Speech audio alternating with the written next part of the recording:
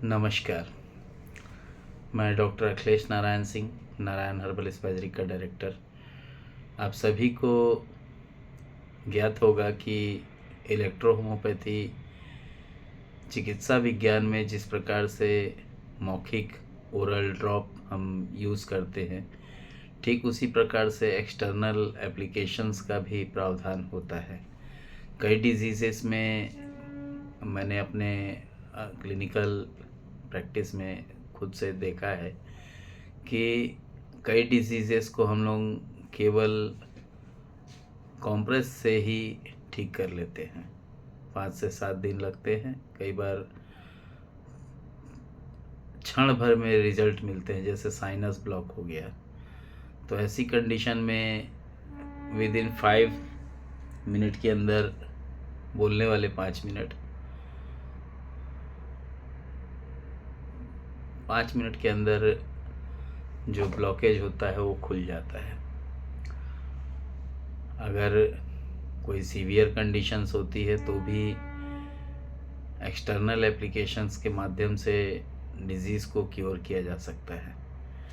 सबसे अहम बात होती है कि उस कॉम्प्रेस पॉइंट का हम नाम तो जानते हैं, लेकिन उसकी गहराई को हम नहीं समझते। अगर कोई डिज़ीज़ है और मैं कहूँ कि हाइपोकॉन्ड्रियल रीजन में लगा लीजिए, तो आप तुरंत बता देंगे हाँ हाइपोकॉन्ड्रियल रीजन ये है।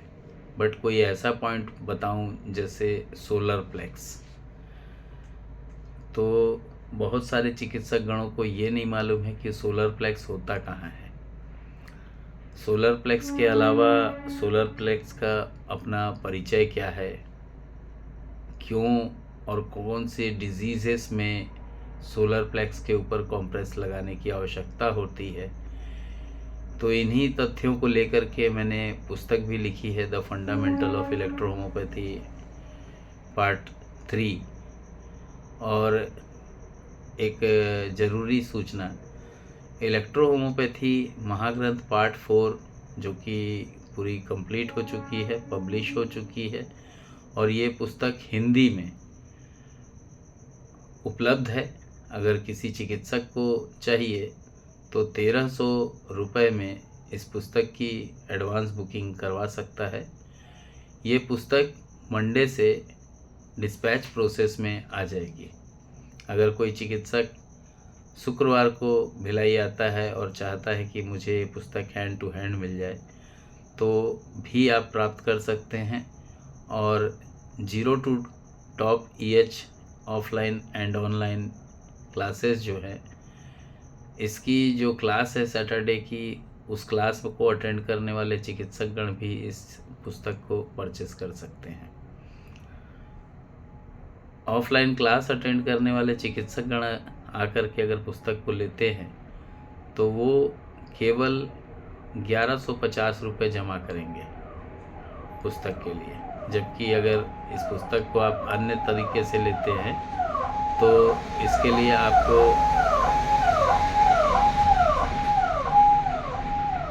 1300 रुपये जमा करने होंगे।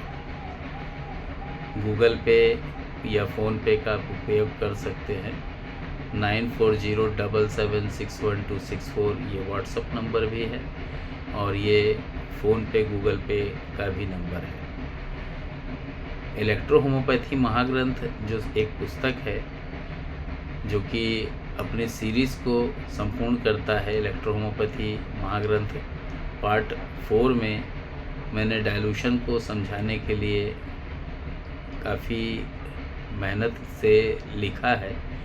इसके बाद जो the fundamental of electro homeopathy part 4 में डिजीज़ वाइज लगभग 830 डिजीज़ेस के ऊपर कौन सा डाइल्यूशन डिजीज़ का होना चाहिए, acute disease, chronic disease, degenerative disease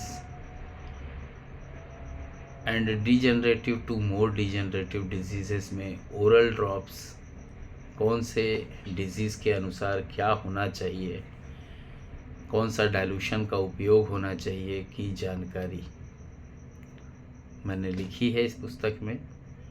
ये द फंडामेंटल ऑफ इलेक्ट्रोहोमोपैथी सीरीज़ की लास्ट पुस्तक होगी और डाइल्यूशन की जो प्रोसेस होते हैं वो D1 से D10 तक, इसको कंप्लीट जो भी मेरा ज्ञान है 80% नॉलेज मैं इस पुस्तक में डालने के प्रयास करूँगा। लगभग 1600 से लेके 2000 पेजेस की ये पुस्तक होगी, जो कि डाइल्यूशन एंड डोजोलॉजी को लेकर के परफेक्शन के साथ लिखी जाएगी। लगभग 126 पेज डिजीज़ेस के मैंने जो नाम लिखे हैं उसके नाम के अनुरूप बता रहा हूँ। 126 डिजीज़ का 126 पेज का मैंने लिख चुका हूँ।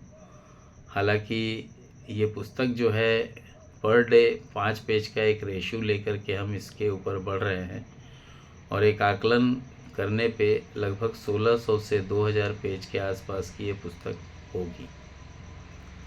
मूल्य तो अभी तय नहीं है, लेकिन डिजीज़ के अनुसार अगर एक चिकित्सक है और चिकित्सक को चाहिए कि वो क्लिनिकल प्रैक्टिस करता है तो उसके लिए पार्ट 1 पार्ट 2 पुस्तक बहुत अच्छी है। द फंडामेंटल ऑफ इलेक्ट्रोहोमोपैथी की जो सीरीज़ है उसका पार्ट 1 भी बहुत अच्छा है।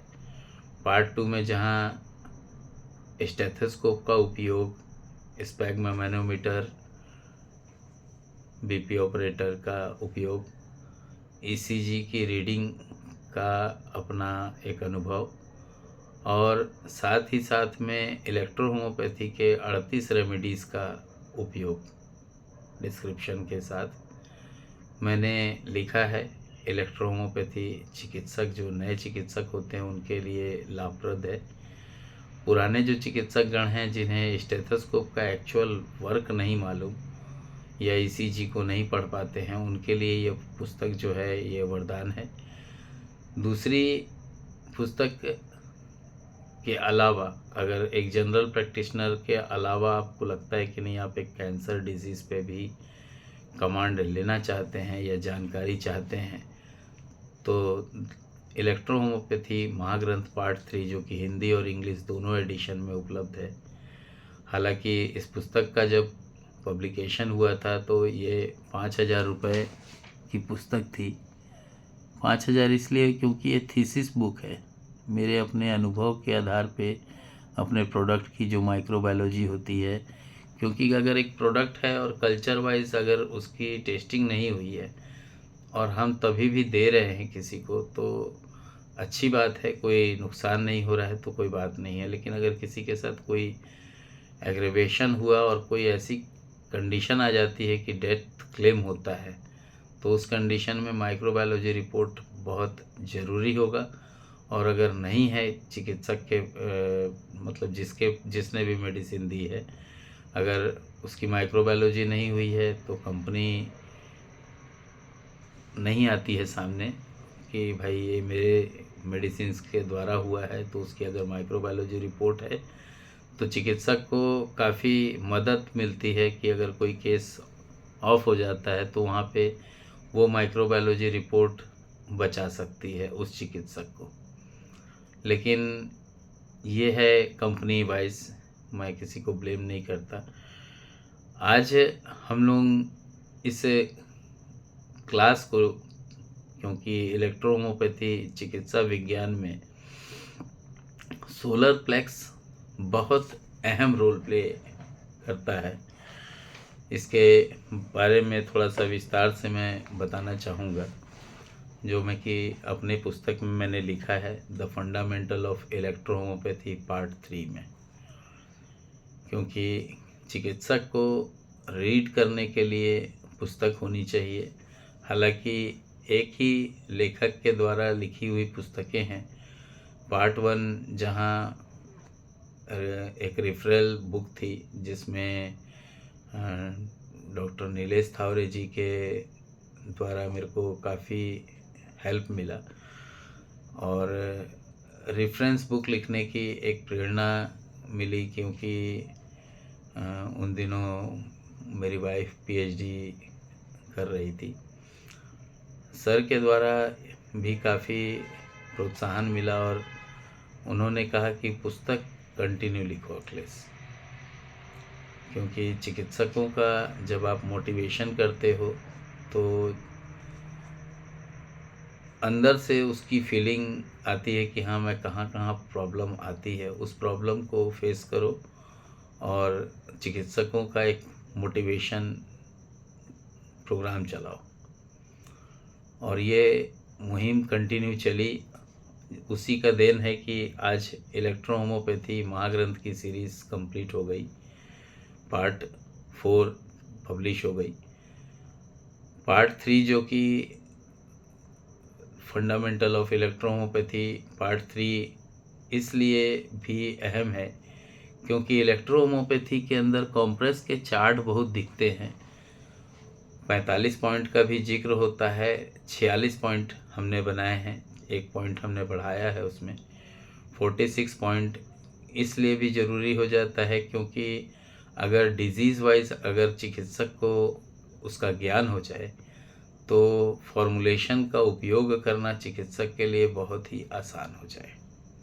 उसी की पहल को करते हुए मैंने इलेक्ट्रो होम्योपैथी की सीरीज़ में the fundamental of electro homeopathy part 3 लिखी है। पार्ट 4 नेक्स्ट ईयर डाइल्यूशंस को लेकर के लिखा जाएगा। डाइल्यूशन एंड डोजोलॉजी को लेकर के कंप्लीट एक पुस्तक आ जाएगी। काफ़ी महंगी पुस्तक हो सकती है, 1600 पेज है, तो आप लोग भी उसके लिए प्रिपेयर रहिएगा। सोलर प्लेक्स का विस्तृत विवरण दे रहा हूँ। परिचय। सोलर प्लेक्स, जिसे संस्कृत में मणिपुर चक्र भी कहा जाता है, ध्यान दीजिएगा, है ना, मानव शरीर में किसी एक महत्वपूर्ण तंत्रिका केंद्र नर्व सेंटर है। यह पेट के ऊपरी भाग में नाभि के ठीक ऊपर डायफ्राम के नीचे स्थित होता है।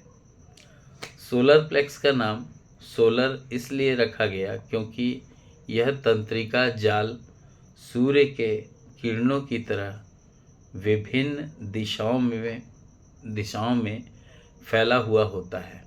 यह न केवल शरीर के रूप में महत्वपूर्ण है बल्कि मानसिक और आध्यात्मिक स्वास्थ्य में भी महत्वपूर्ण भूमिका निभाता है। सोलर प्लेक्स की संरचना, एनाटॉमी ऑफ सोलर प्लेक्स, क्योंकि चित्र तो मैं नहीं दिखाऊंगा यहाँ पे, है ना, लेकिन कहाँ होता है उसको आप मेडिकल डॉक्टर्स हैं, आप लोग अनुभव करके ही जानकारी निकाल लेंगे। सोलर प्लेक्स तंत्रिका तंत्र का हिस्सा है और इसे स्वतः तंत्रिका तंत्र ऑटोनॉमिक नर्वस सिस्टम का प्रमुख केंद्र माना जाता है। इसमें मुख्य भाग क्या क्या होते हैं? पहला होता है सेलिक गैंग्लियन। यह तंत्रिका सामूहिक सोलर प्लेक्स का प्रमुख केंद्र है। दूसरा होता है ग्रेटर स्प्लेनिक नर्व। यह तंत्रिका सोलर प्लेक्सस तक संवेदी और मोटर संदेशी जो नर्व होते हैं को ये लेके जाती है। थर्ड जो होता है फाइबर नेटवर्क। सोलर प्लेक्स के विभिन्न तंत्रिका रेशे का जाल होता है जो पाचन तंत्र, लीवर, स्प्लीन और किडनी से जुड़ा होता है। क्यों जरूरी है इस चीज़ को आप लोग समझ लीजिएगा। रक्त प्रवाह में, ब्लड सर्कुलेशन में यह क्षेत्र प्रमुख धमनियों जैसे नसों से घिरा होता है जो इसे रक्त और पोषण की आपूर्ति करते हैं। सोलर प्लेक्स का फंक्शन क्या है, पाचन प्रक्रिया में इसका योगदान होता है। सोलर प्लेक्स पाचन तंत्र के अंगों के संरचना को नियंत्रित करता है। यह गैस्ट्रिक जूस के स्राव, पाचन गति और आंतों की संकुचन क्रिया को नियंत्रित करता है। सेकंड पॉइंट है इसका,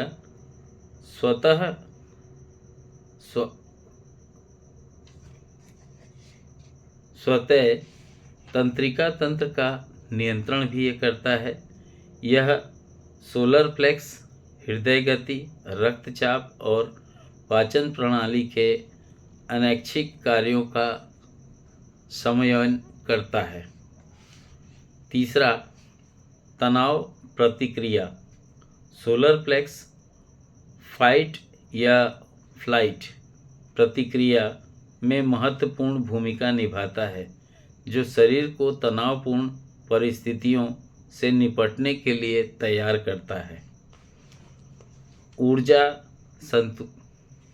संतुलन। मणिपुर चक्र, मैंने सोलर प्लेक्स को पहले ही बता दिया, मणिपुर चक्र कई जगह पे मैंने उल्लेख किया है।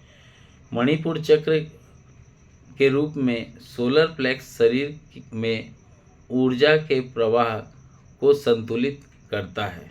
कई बार इसमें आरी का उपयोग करने से बीपी कंट्रोल करने में काफ़ी मदद मिलता है। REWEY का बहुत अच्छा रोल प्ले होता है सोलर प्लेक्स में। पांचवा पॉइंट है भावनात्मक स्वास्थ्य। यह तंत्रिका केंद्र आत्मविश्वास, आत्मसम्मान और आत्मनियंत्रण से जुड़ा होता है।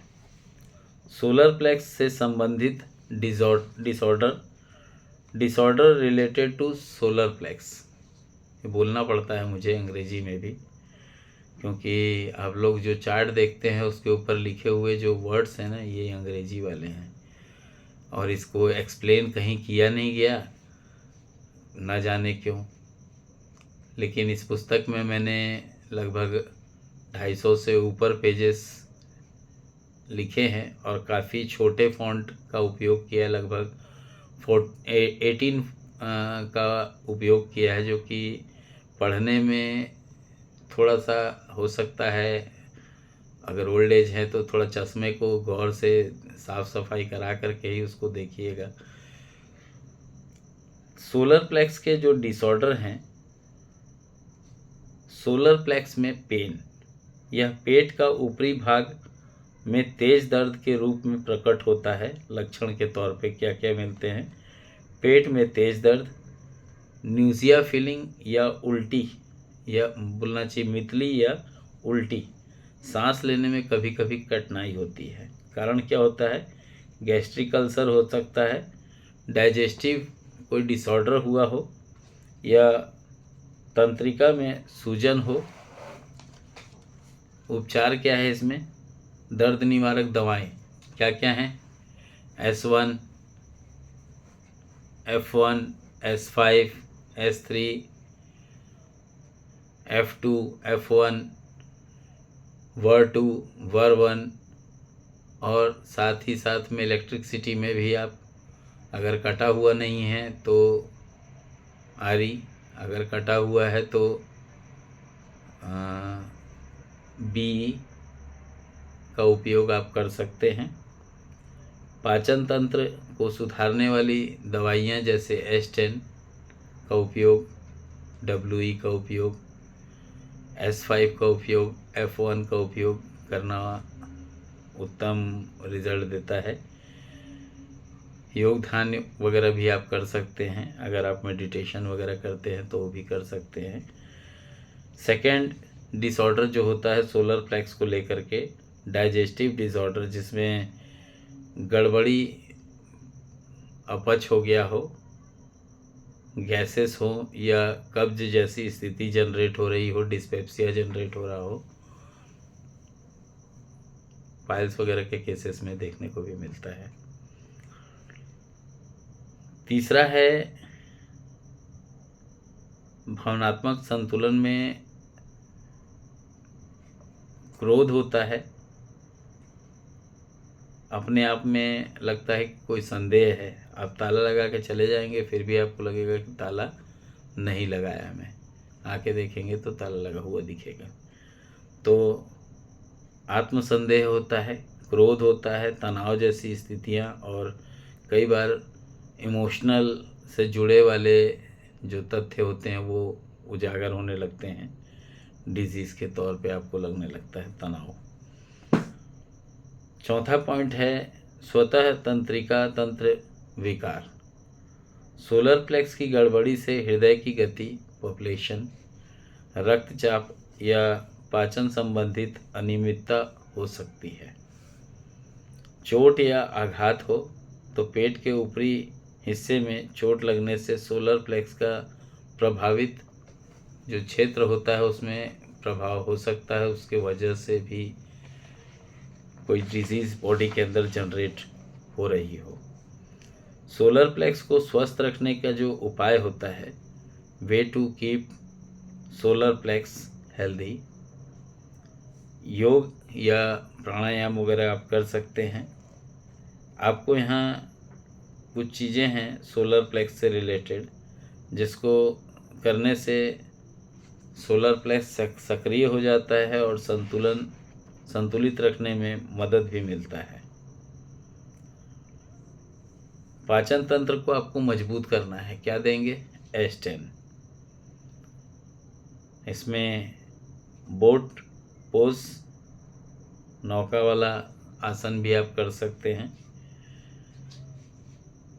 बो पोज भी आप कर सकते हैं, धनुआसन, और कपाल भारती प्राणायाम वगैरह भी आप कर सकते हैं। सोलर प्लेक्स को की जो क्रिया जो होती है उसको सक्रिय करने के लिए आप RE, YB और WE का उपयोग कर सकते हैं। सेकेंड पॉइंट है इसमें मेटाबॉलिज्म। नियमित ध्यान रखना है कि सोलर प्लेक्स में अधिक तनाव जो होता है वो न हो, ऐसी कंडीशन उत्पन्न नहीं होने देनी है कि वहाँ कोई तनाव आए, टेंडरनेस आए। संतुलित आहार देना चाहिए पेशेंट को, फाइबर, प्रोटीन और विटामिन से भरपूर आहार का सेवन कराना चाहिए। तले हुए और मसालेदार भोजन को थोड़ा सा अवॉइड कराना चाहिए, ख़ास तौर पे अगर चोट लगा हो तो। इसमें कुछ मैनेजमेंट होता है, तनाव मैनेजमेंट, जिसमें सोलर प्लेक्स को नकारात्मक प्रभाव डालता है। इसके लिए मेडिटेशन सबसे आसान तरीका है, और इलेक्ट्रोहोम्योपैथी स्पैजिक विज्ञान में सोलर प्लेक्स को संतुलित रखने के लिए आप लोग S10, S2,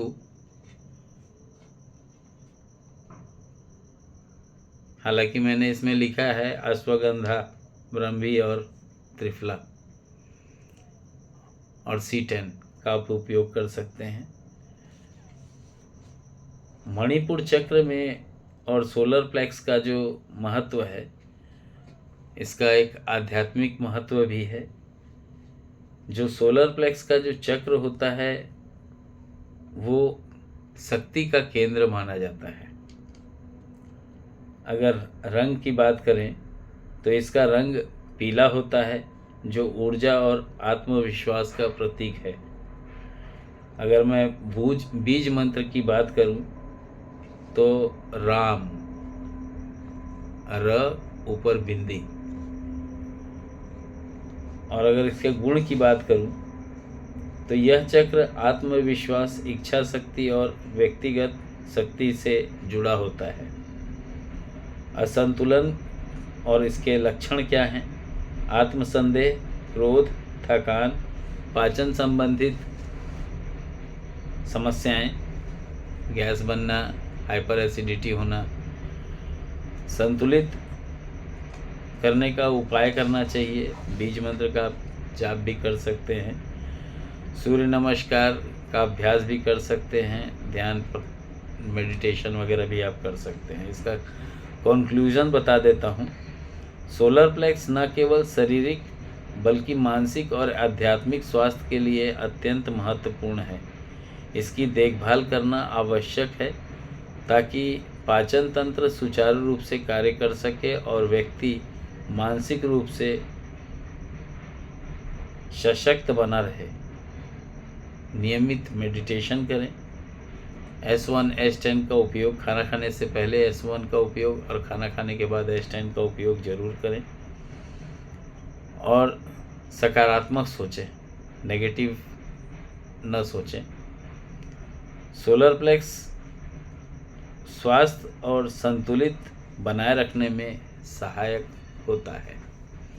तो ये क्लास जो है हालांकि 27 मिनट की हुई, बट इसमें पुस्तकों की जानकारी मैंने देना उचित समझा, क्योंकि कैंसर की बुक को लेकर के कई लोगों का कहना है सर ये किस सीरीज़ में है।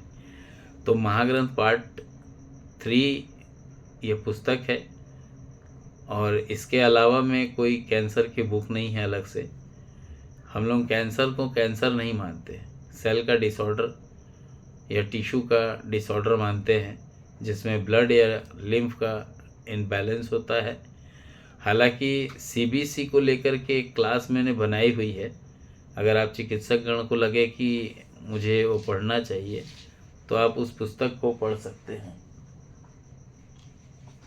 परछाई लग रहा था कुछ, तो आप लोग इस पुस्तक का चाहे तो इस पुस्तक को ले सकते हैं। इलेक्ट्रो होम्योपैथी की जो सीरीज़ है the fundamental of electro homeopathy part 3, हालांकि ये पुस्तक अब 1500 में नहीं मिल पाएगी, आने वाले समय में और इसका दाम बढ़ना चाहिए, क्योंकि लगभग 260 पेज की ये पुस्तक हो गई।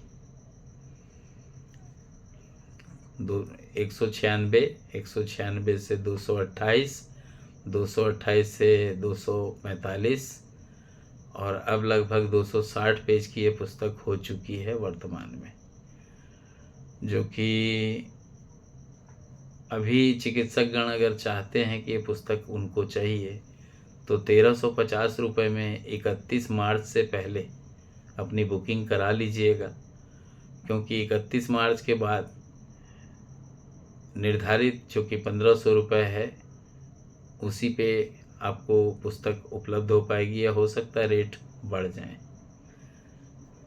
तो मैं आज के लिए आज्ञा चाहूँगा। धन्यवाद। जय हिंद, जय इलेक्ट्रो होम्योपैथी, जय काउंट सीजर मेटी जी, जय नासक मेथोडोलॉजी।